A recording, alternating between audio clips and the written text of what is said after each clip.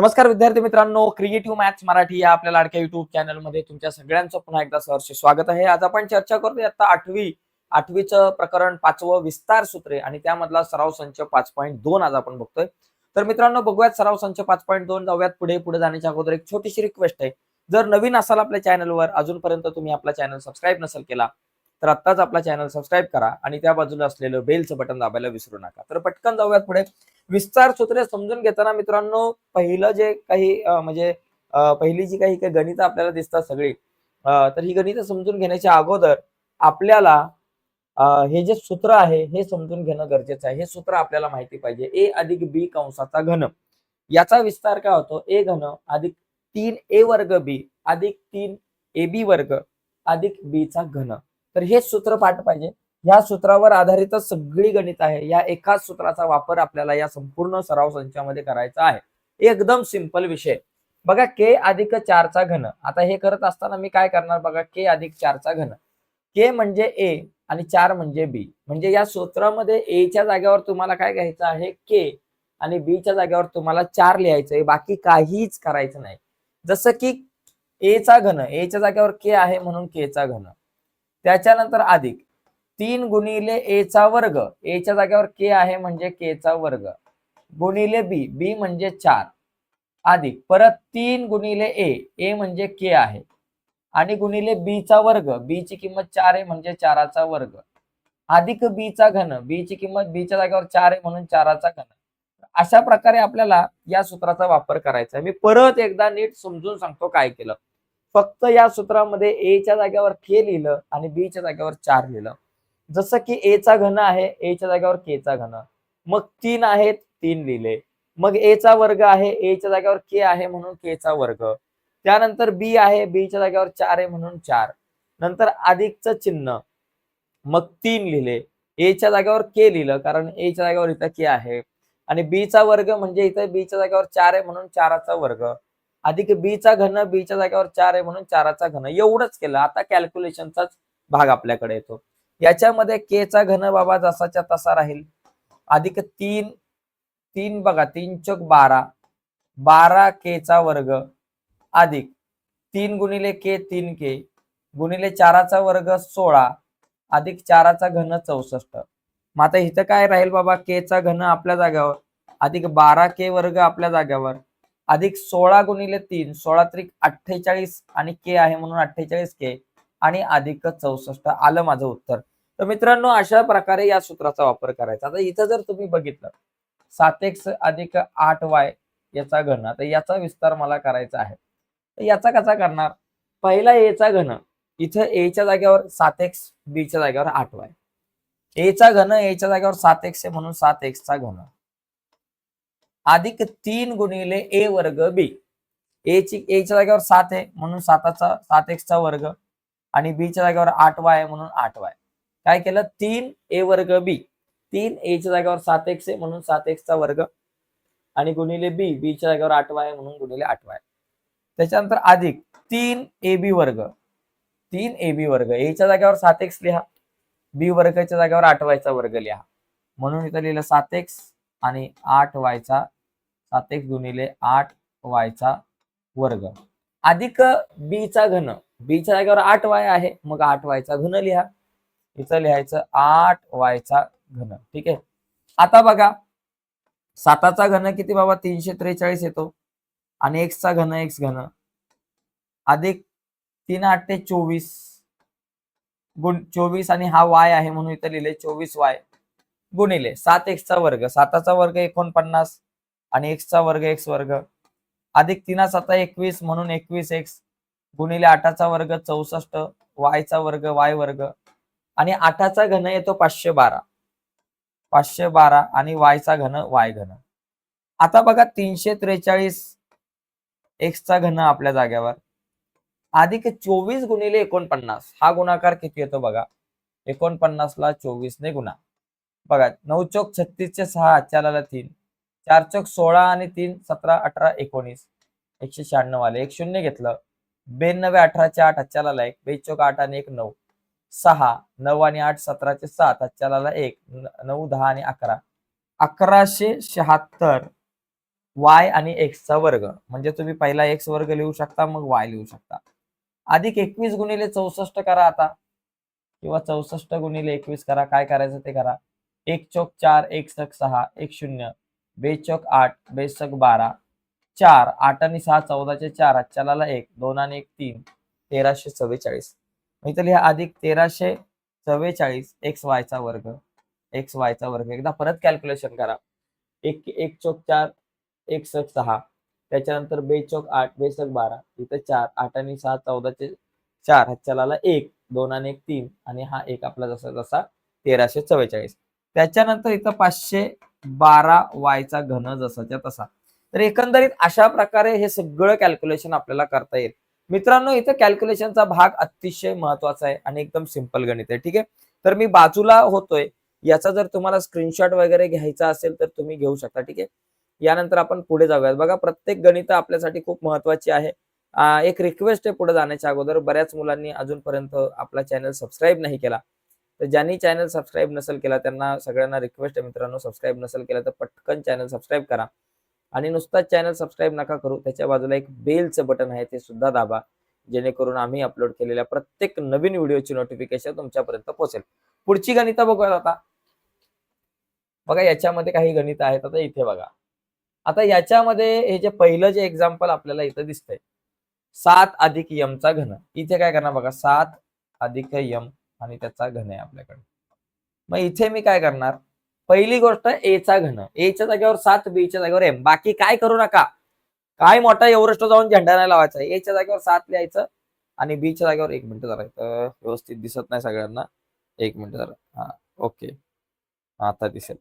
बघा, एकच काम करायचं, एच्या जागेवर 7 लिहायचं, बीच्या जागेवर एम लिहायचं. एचा घन, मग एच्या जागेवर 7 आहे म्हणून 7चा घन, अधिक 3a वर्ग बी, 3 गुणिले एच्या जागेवर 7 आहे म्हणून 7चा वर्ग, आणि गुणिले बी, बीच्या जागेवर एम आहे, अधिक 3ab वर्ग, 3 गुणिले एच्या जागेवर 7 आहे म्हणून 7, बीचा वर्ग, बीच्या जागेवर एम आहे म्हणून एमचा वर्ग, अधिक बीचा घन, बीच्या जागेवर एम आहे म्हणून सरळ एमचा घन. संपला विषय. 7चा घन येतो 343, 3 गुणिले 7चा वर्ग 49, आणि गुणिले हा यम, अधिक 3 7 21, आणि हा यम वर्ग, आणि अधिक यम घन जसाच्या तसा.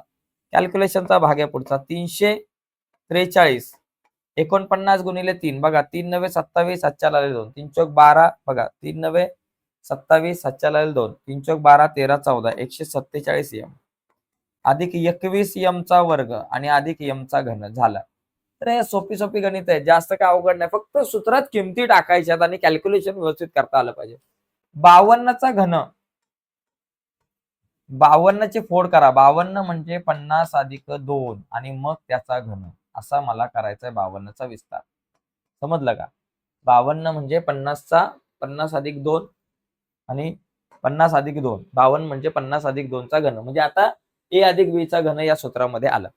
मग आता याचं काय करणार, पहिला एचा घन, एच्या जागेवर 50 आहे म्हणून 50चा घन, अधिक 3 गुणिले ए वर्ग बी, एच्या जागेवर 50 आहे म्हणून 3 गुणिले 50चा वर्ग गुणिले बी म्हणजे 2, अधिक 3 ए बी वर्ग, 3 गुणिले ए ची किंमत 50 म्हणून 50, आणि बीच्या जागेवर 2 लिहा, 2चा वर्ग, आणि अधिक बीचा घन, बीच्या जागेवर 2 आहे म्हणून 2चा घन झालं.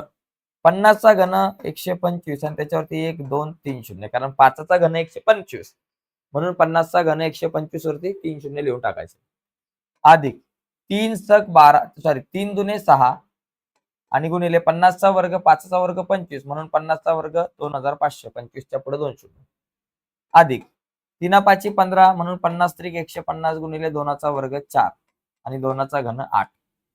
इथं बघा 1 2 5 0 0 0, 25 सक किती येतात, 150 येतात.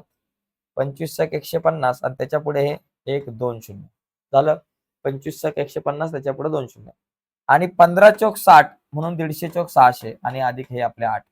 आता या सगळ्यांची बेरीज करायची बघा. 0 0 0 8, पहिले लिहिले 8, 0 0 0 म्हणजे इथे लिहिला 0, 0 0 6 इथे लिहिले 6, 5 आणि 5 10, 10चे 0, हातच्याला 1, 2 आणि 1 3, 3 बघा 2 आणि 1 3 आणि 1 4, आणि हा 1 म्हणजे 1,40,608. तर अशा प्रकारे हे कॅल्क्युलेशन करू शकतो. आता तुम्हाला ती बेरीज वगैरे व्यवस्थित करता आली पाहिजे. ठीक आहे.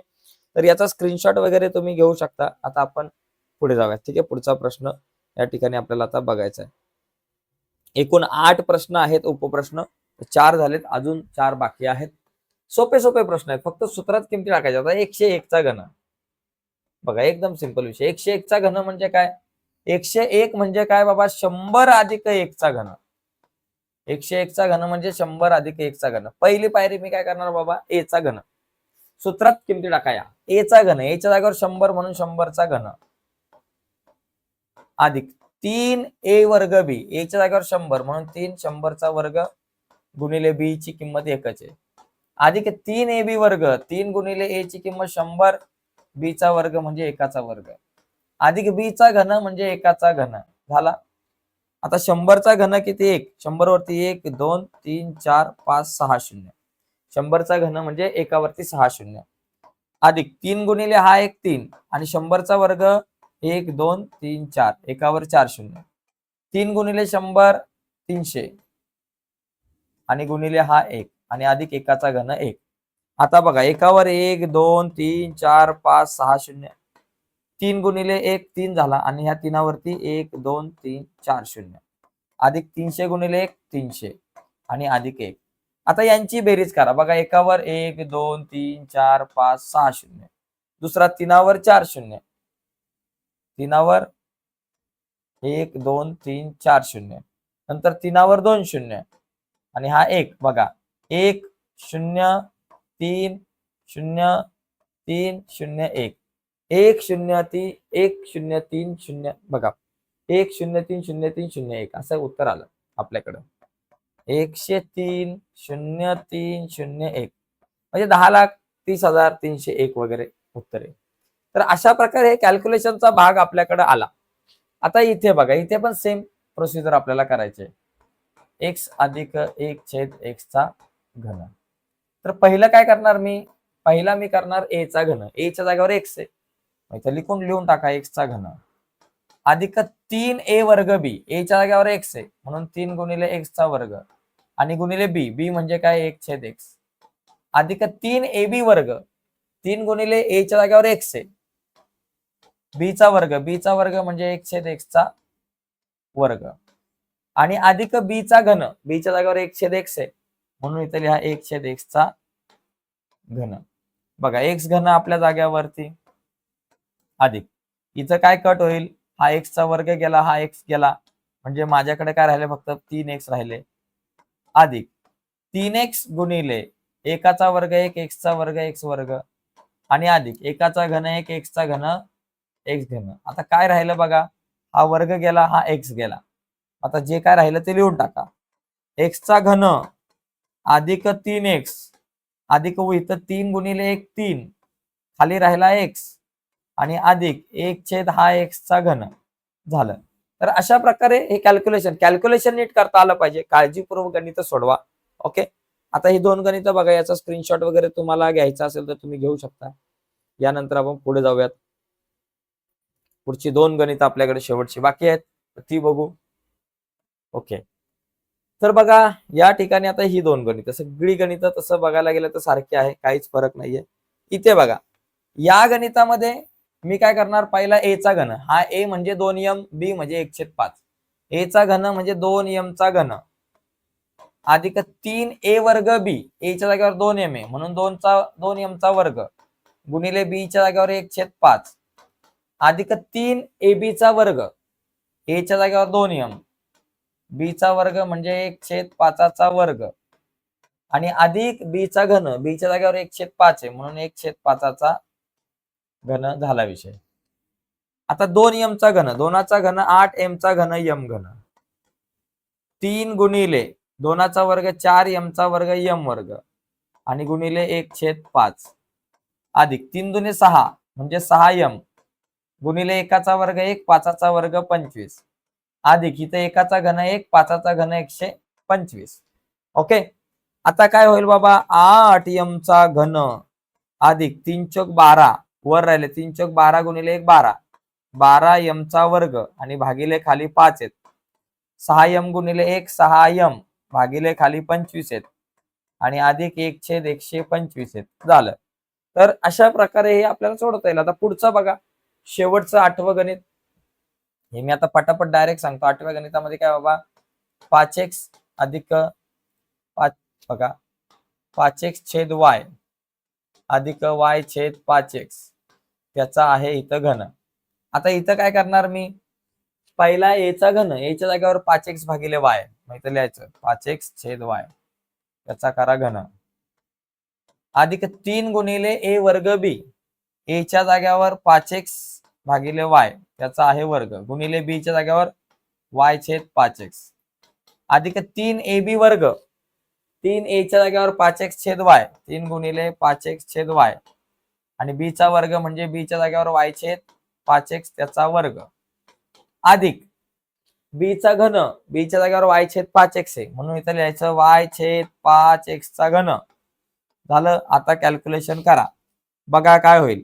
5 चा घन 125 आणि x चा घन x घन भागिले y चा घन y घन, अधिक 3 गुणिले वरच्यांना वर लिहा खालच्यांना खाली, 5x चा वर्ग म्हणजे 2 वेळा गुणाकार 5x गुणिले 5x. ओके. आणि गुणिले आपला हा वरचा y जसाच्या तसा आणि खाली y चा वर्ग म्हणजे y गुणिले y आणि गुणिले 5x आपल्या जागेवर, अधिक पलीकडे पण तसा 3 गुणिले हे 5x जसेच्या तसे आणि y चा वर्ग म्हणजे y गुणिले y आणि भागिले खाली y आपल्या जागेवर 5x चा वर्ग म्हणजे 5x गुणिले 5x आणि अधिक y चा घन y घन आणि भागिले 5x चा वर्ग, 5 चा वर्ग 5x चा घन, 5 चा घन 125 आणि x चा घन x घन, एवढं अशा प्रकारे आपण लिहू शकतो. आता इकडे काय काय कट होईल बघा, 125 x घन जसंच्या तसं भागिले y चा घन पण जसंच्या तसं. इथं आपल्याकडे कट होतील 5x कट होतील, हे y आणि हे y कट होतील. ठीक आहे. इथे हा y आणि हा y कट होईल, हे 5x आणि हे 5x कट होतील. बाकी कट होण्यासारखं काहीच नाहीये. आता वर काय राहिलं बघा, 5 त्रिक 15 आणि x 15x राहिले, वर राहिले 15x आणि खाली हा फक्त y, अधिक इथं वर काय राहिले 3 गुणिले y 3y राहिले आणि खाली राहिले 5x, अधिक इथं वर काय राहिलं y चा घन आणि खाली काय राहिलं 125 x चा घन. तर एकंदरीत अशा प्रकारे आपल्याकडे या प्रश्नाचं उत्तर आपल्याला काढता येईल, हा प्रश्न सोडवता येईल. थोडी गिचमीड झाली पण नीट जरा समजून घेण्याचा प्रयत्न करा मी काय केलेलं आहे ते. ठीक आहे. तर यानंतर आता बघा, हा मला तर वाटतं शेवटचा प्रश्न होता, एकदा मी उत्तर चेक करतो तर बरोबर आहे. चला तर बघा मित्रांनो, या ठिकाणी हा जो सराव संच जो आहे 5.3 वगैरे होता काहीतरी, तर आपला हा सराव संच झालेला आहे. पुढचा जो सराव संच आहे, पुढचा सराव संच आपण पुढच्या व्हिडिओमध्ये बघूयात आणि पुढची व्हिडिओ तुमच्यापर्यंत पोहोचावी असं वाटत असेल आणि अजूनपर्यंत तुम्ही आपला चॅनल सबस्क्राईब नसेल केला मित्रांनो, तर आत्ताच आपला चॅनल सबस्क्राईब करा आणि त्या बाजूला असलेलं बेलचं बटन दाबा, जेणेकरून मी अपलोड केलेल्या प्रत्येक नवीन व्हिडिओची नोटिफिकेशन तुमच्यापर्यंत पोहोचेल. 5.2 होता हा. पुढच्या व्हिडिओमध्ये आपण पुढचा सराव संच बघूयात. बाय मित्रांनो, धन्यवाद.